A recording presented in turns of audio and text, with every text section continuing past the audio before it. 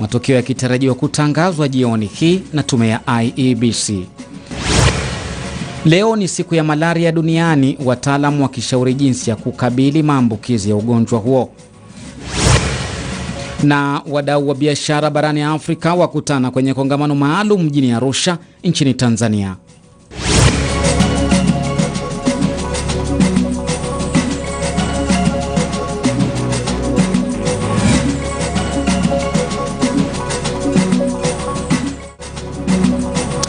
Na mtazamaji, kura zinaendelea kupigwa katika eneo bunge la WAJIR West katika kaunti ya WAJIR, ambapo wagombeaji wawili Ahmed Kolosh wa Jubilee na Sheikh Ibrahim wa KANU wanaumana meno. Mwanahabari wetu Hamza Yusuf pamoja na Jeff Kirui wako kule kufuatilia matukio ya kura hizo, na kwa sasa hivi tupate kauli za hapo awali za wagombeaji hao wawili. The only problem we have noticed and that has been reported across the constituency so far is extremely low. The KIMS kit is too slow. The KIMS kit is too slow. It takes quite a long time to identify one person, especially the old people who have rough fingerprints or fingers. It takes too long. And these people seem not to have put an alternative mechanism in place. Of course, it's something we are addressing with them. Some polling stations have started quite late, like Honorable Khalif Girls Secondary School has started at about 8 in the morning. Of course, the constituency is vast. We are hearing too many rumors around that there are some stations people want to delay results because they are waiting for a stronghold of X and Y to come. Of course, these are things we are raising with the IEBC as and when we hear them out. I have talked to the presiding officer more than 3 times this morning, reporting issues like that one of the delay of opening of a polling station. Of course, whether an alternative mechanism can be put in place for those people who are casting their vote, who want to cast their vote, who are in the manual register, but the KIMS kit cannot identify. So these are the challenges so far. We will be keeping you posted. Of course, as an individual, I will be around this ward. I will be monitoring the stations from this ward. Of course, when people will want to are in queue and they want to cast their vote, and of course, there are strongholds for every individual. So those who are here do not know what's happening on the other side. So when the KIMS kit is slow here, they think it's unique. So that's why you hear all the noise around here, that this is sabotage, it's only happening to us. But as far as I know, the process is uniform. There are places, the system has started working as late as 8. And I hope IEBC will improve on this as the day progresses. So far so good. There is nothing much that has been reported, especially on insecurity. We are happy. As an individual, I am very happy of the security mechanisms the government has put in place. Of course, you see there are many people here, of course armed and who are ready to ensure things happen the right way. So unless there is a question, this is how so far we are. The drought has affected so much, and many people think, especially looking at the dynamics of the community here, shift the business to water. We spoke to IBC yesterday and they said there is a plan mechanism. Did you have any agreement about it? IBC has nothing.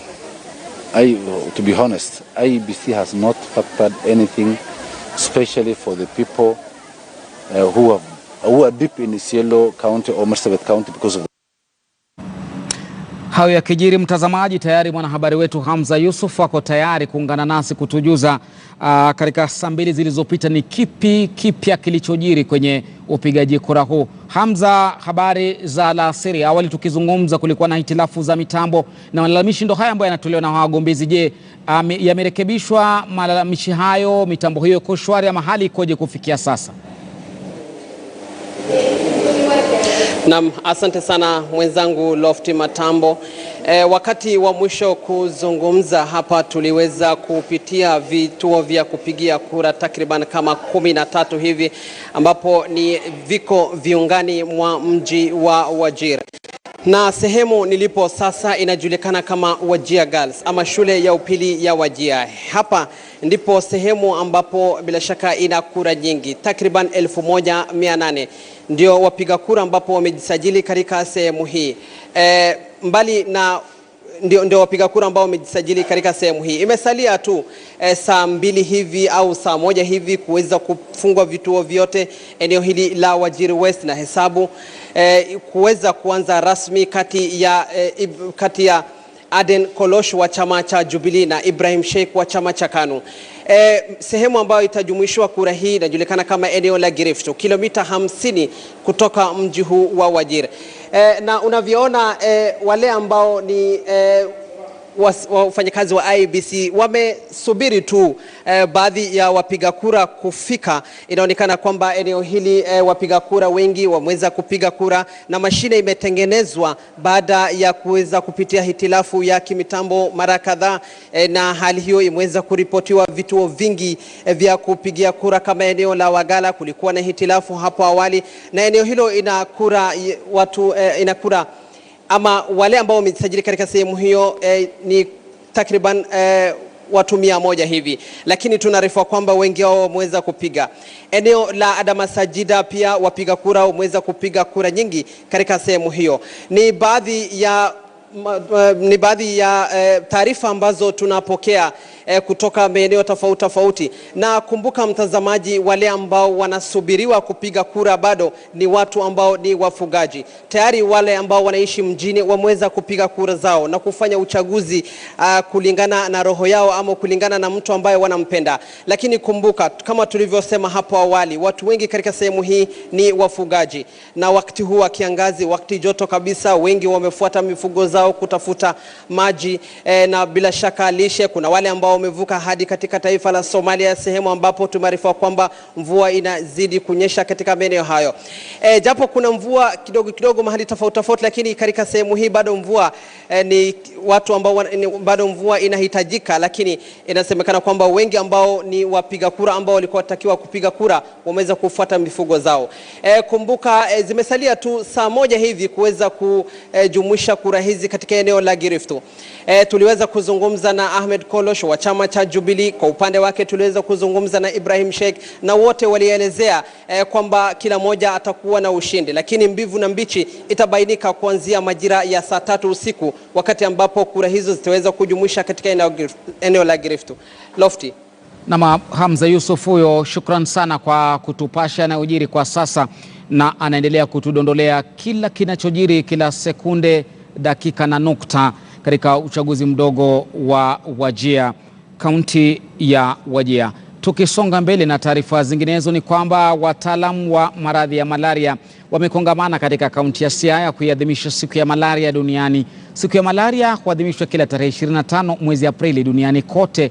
Siku hii inaadhimishwa wakati ambapo shirika la afya duniani WHO linaripoti 70% ya watoto wa Kenya walio chini ya umri wa miaka 5 kuwa katika hatari kubwa ya kuambukizwa malaria. Hata hivyo, kuna habari njema kwamba kuna chanjo ya malaria ambayo ilizinduliwa na kuanza kufanyiwa majaribio nchini Malawi. Nchini Kenya chanjo hiyo itaanza kufanyiwa majaribio mwezi Mei. Mwaka huu kauli mbiu ni kuangamiza malaria kunaanza na mimi. Hebu tupate hali ilivyokuwa mapema kule Siaya. And to do that, where do we want to invest? What do we want to do to achieve that? And that's what we call the objectives. Our objective number 1 would be to prevent. Here they called it protect, to make it simple. To protect 100% of people living in malaria risk areas through access to appropriate malaria preventive interventions. That would be the first thing to do. Prevention is cheaper. And what? What do they say is cheaper? Is it too hot? Are people sleeping? Please wake up. This is a disease of public health importance. You have to be keen. This is the day. How do you want to achieve that 75% reduction? We want to invest in prevention. And prevention in malaria is distribution of early lines, it is indoor residual spraying, it is larval source management, it is updating and documenting malaria vector control, preventing malaria in pregnancy, and use of community health volunteers to identify any missed opportunities. Then when we do that classical prevention, and some people go ahead and become sick, despite our investments in prevention, we have to have a very robust case management strategy.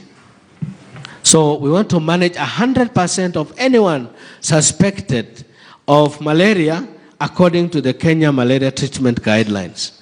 In a nutshell, our Kenya Malaria Treatment Guideline is simple but needs to be implemented. It is to test, to treat, and track.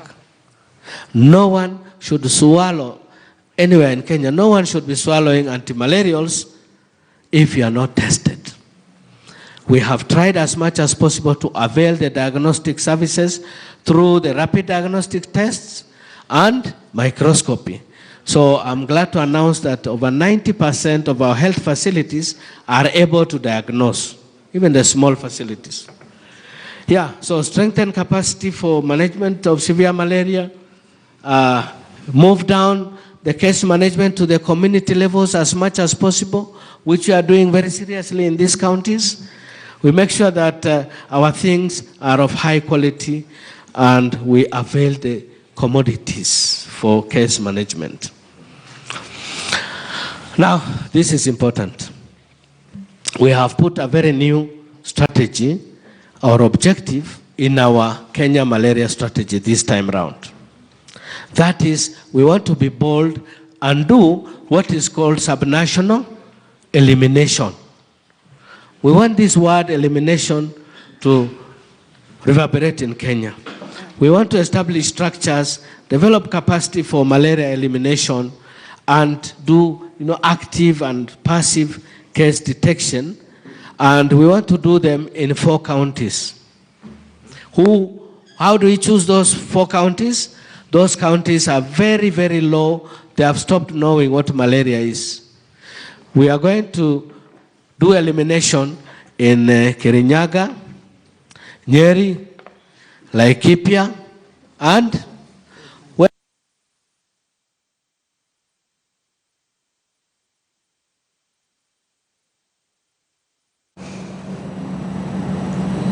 Na mtazamaji, ni siku ya kuadhimisha maradhi ya malaria duniani. Siaya kule wataalamu wakizungumza na kueleza hatua ambazo Kenya imepiga kupambana na maradhi haya. Katika taarifa nyinginezo ni kwamba kimbunga aina ya Kenneth kinatarajiwa kuipiga pwani ya kusini mwa Tanzania na nchi ya Msumbiji vilevile Alhamisi ya leo, kwa mujibu wa mamlaka ya hali ya hewa ya Tanzania, na tayari mamlaka nchini humo zimeanza kuchukua tahadhari ili kuwalinda raia wake dhidi ya kimbunga hicho ambacho kwa sasa kimeongeza kasi kikaribia pwani ya mji wa Mtwara na nchi ya Msumbiji. Mwanahabari wetu Rajab Hassan anafuatilia tukio hilo kwa umakini sana. Hali imekuwa ya taharuki kiasi hapa nchini Tanzania, hususan katika eneo la Mtwara kusini mwa Tanzania, kufuatia mamlaka ya hali ya hewa nchini hapa TMA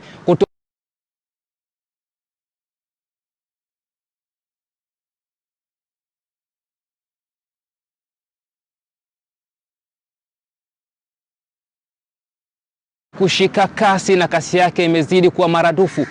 Kwa sasa kinasafiri kwa umbali wa kilomita 170 kwa saa, na kimbunga kitakuwa katika umbali wa kilomita 150 kutoka pwani ya Mtwara. Ufuatao huu umekuwa ni utabiri wa hali ya hewa uliotolewa na mamlaka ya hali ya hewa hapa nchini Tanzania, TMA. Mifumo ya hali ya hewa inaonyesha uwepo wa kimbunga Kenneth, ambapo umeweza kuathiri mifumo mbalimbali ya hali ya hewa na kusababisha uwepo wa mawingu mazito katika maeneo mbalimbali ya nchi yetu na vipindi vya mvua kubwa. Hata hivyo, mamlaka ya hali ya hewa inatoa tahadhari ya uwepo wa vipindi vya mvua na katika maeneo ya Lindi, Mtwara pamoja na Ruvuma. Kufuatia tahadhari hii, kimbunga Kenneth kinachotarajiwa eneo la Msumbiji jirani ya Tanzania tayari vyombo vya usalama na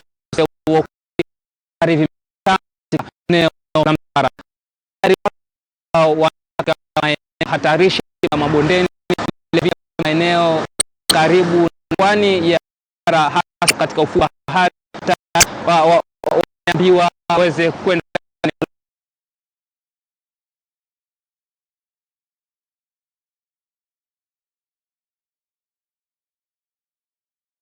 ni pamoja na mvua kubwa pamoja na upepo ambao unaweza kupeperusha vitu na kuharibu miundombinu pamoja na nyumba za makazi ya wakazi wa eneo hilo la Mtwara. Kwa mengi zaidi tuazidi kukutaarifu kupitia KTN News kuhusiana na kile kinachoendelea katika eneo la Mtwara. Mimi ni Rajab Hassan. Mwanahabari wetu huyo Rajab Hassan wa Dar es Salaam nchini Tanzania. Naibu Rais William Ruto amekuwa mgeni wa heshima leo kwenye mahafala ya kufuzu kwa wanafunzi wa chuo cha mafunzo ya kilimo cha Bukura huko Kakamega. Akizungumza kwenye hafla hiyo, Daktari Ruto amesisitiza umuhimu wa kuongeza maarifa katika sekta ya kilimo ili kuweza kuwakwamua wananchi kutoka kwa baa la njaa. And in fact, 70 to 75% of all employment in rural Kenya is in the agricultural sector. Not to forget that almost 60% of all our exports, from flowers to tea to coffee to horticulture, come from the agricultural sector. So this is the sector that makes Kenya work or not. The agricultural sector is the sector that will determine whether we succeed in our food production, in our manufacturing, and on all the other sectors that we are focused on. And therefore, the training that goes on in this sector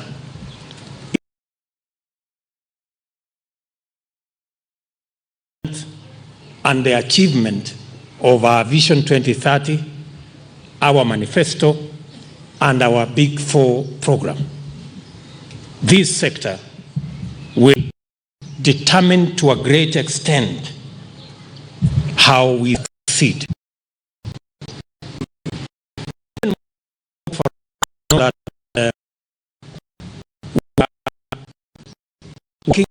Only 20% of Kenya that is arable. Only 20% of Kenya.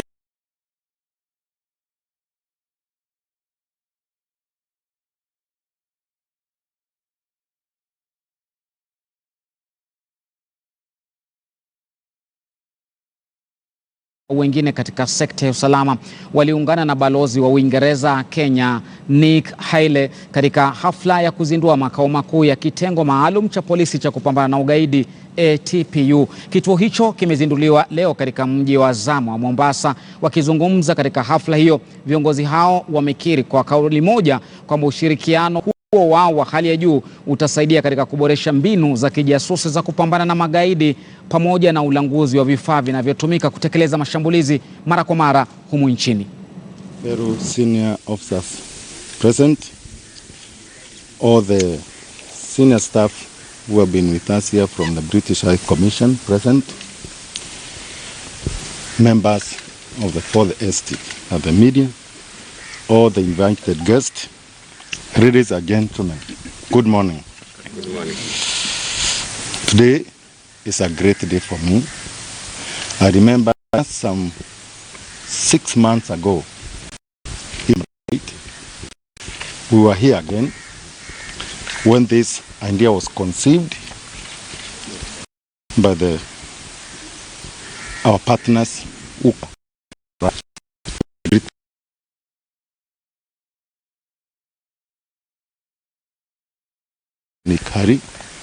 how to bring the fight against terrorism near where it has always been breeding.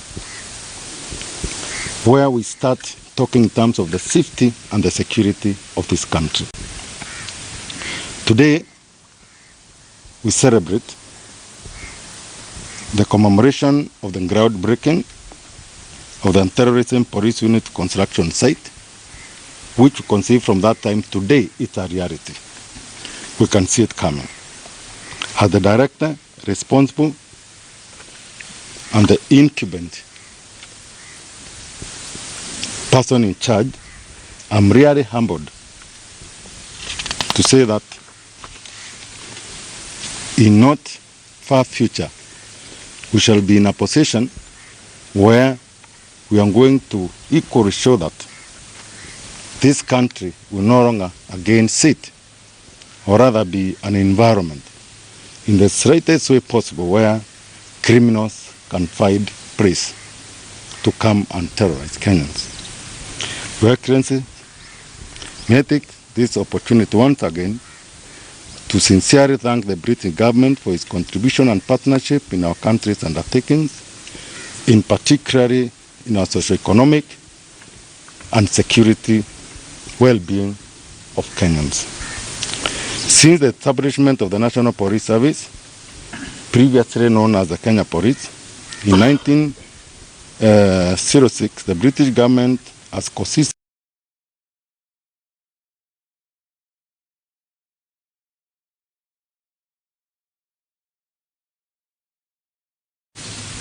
I wish to note here that previous cooperation between our two countries on training and capacity building has enabled several officers to receive specialized trainings related to counter-terrorism.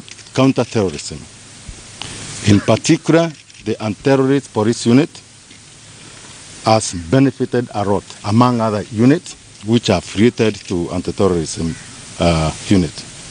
The British High Commission has really been very much together with us.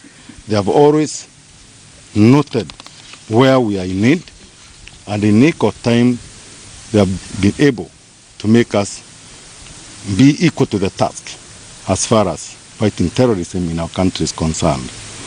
Today we are here to celebrate your hospitality, Your Excellency, in sponsoring yet another National Police Service program in the construction of this crucial center, among others that you have done to us at the National Police Service. As you are aware, terrorism constitutes a grave threat to stability, peace and security in the whole world. It also has links with transnational organized crimes such as money laundering, arms smuggling and human smuggling. The complexity of the crime and the ever-changing nature of its operation, a comprehensive approach and precedented local and international cooperation must be there to mitigate the same. That is why the construction of this center here in the coast region comes at a very timely moment when the world is witnessing numerous cases of terrorism attacks. You are all aware about what happened in Sri Lanka. Your Excellency, you have just said it. From what we are reading from the press, there was information about that attack 10 days before the attack. The question is, how was the information consumed? What was the preparedness if the information was passed to the right agencies? And what was the capacity in terms of countering the threat that was envisaged through the information? This is exactly what we are saying. Looking at the history of this, particularly in our country, Kenya, I remember I was here when these terrorists started being realized in the country. It happened in Gikambara here, Your Excellency. I was undertaking a course at DHIDI. I witnessed it live. I was among the people who responded to that terrorist attack. At that time, it was a little bit foreign to us. I'm relating to the information of the importance of this center. They started here in Mombasa. Then within a short period, we were hit again at the British embassy in Nairobi. America. Yes. American. Yeah, the American embassy, sorry, the American embassy. And then again, it followed the West Gate. Then Garissa. And then recently about the Dusit. We are seeing the history. At times comes there's a lull, but within a period, you can see exactly what happens. We are talking in terms of consumption of intelligence and information. And the importance this center is going to play in terms of any correction of intelligent information is concerned. How fast do we move? How effectively and efficiently do we move to neutralize before we witness such massive death, which was actually, sad and something which could have been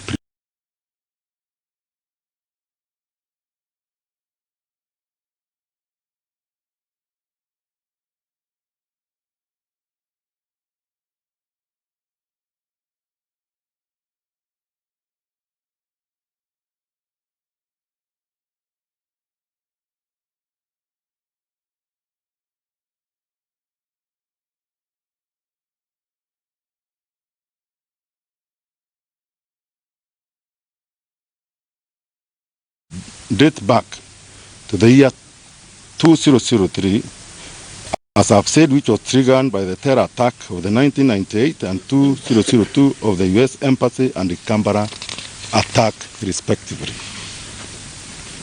Prior to these attacks, terrorism was conceived as a foreign problem and a phenomenon, but not anymore. Ever since, our country has occasionally suffered the heat of terrorism both from within and outside our state. Some of the major attacks that have claimed massive casualties, as I've said, it was the Westgate.